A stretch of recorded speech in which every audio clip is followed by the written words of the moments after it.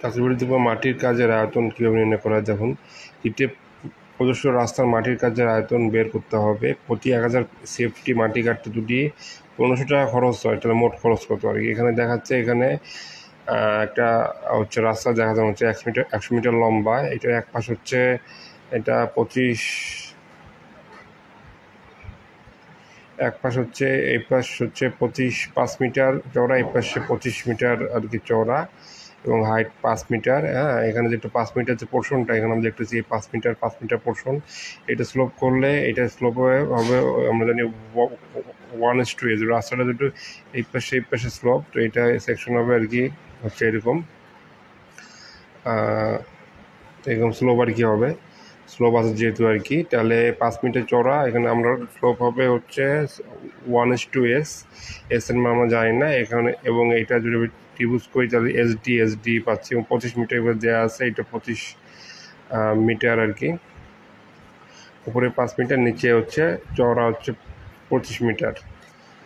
আচ্ছা, তাহলে এখানে অঙ্কটা দেখুন একটু, 25 ইকুয়াল টু আর কি 25 সমান 5 + 2sd। 25 মিটার যেটা আর কি আছে, 25 ইকুয়াল টু 5 + 2sd সমান হচ্ছে 25। তার কেমনে এই 5 মিটার প্লাস হচ্ছে এসডি দুইটা এসডি 5 মিটার সাথে যদি আমরা এই দুইটা এসডি যোগ দিই, 5 মিটার যোগ হচ্ছে এসডি 2sd যোগ করে তাহলে 25 মিটার আর কি সমান হবে। এটা চওড়া সমান 5 মিটার যোগ হচ্ছে এই দুইটা আর কি, যদি আমরা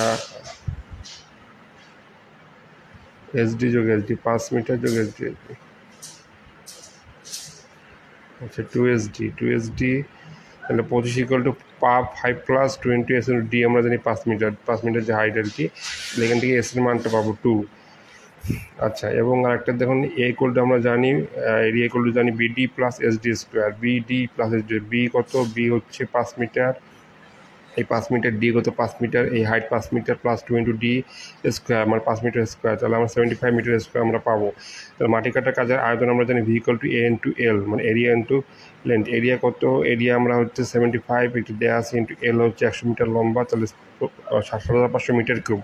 7,500 মিটার কিউবের আমরা সেফটি জানতে হবে, তাহলে 3.28 কিউব গুণ দিলে আমরা সেফটি পাবো, যেটা আমরা জানি 1 মিটার ইকুয়াল টু 3.28 ফিট। আচ্ছা, এবার খরচটা বের করবো। খরচ হচ্ছে 100 সেফটি আমরা জানি, 1 সেফটি মাটি কাটটা খরচ হচ্ছে 550, তাহলে এত সেফটি মাটি কাটে খরচ হবে 1250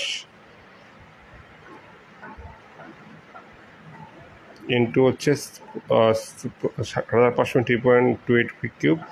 এটাকে যদি আমরা 1000 দিয়ে ভাগ দিই তাহলে আমরা কত টাকা পাবো আর কি, 3,30,820.8 টাকা। এইভাবে আর কি খরচের পরিমাণটা বের করতে হবে।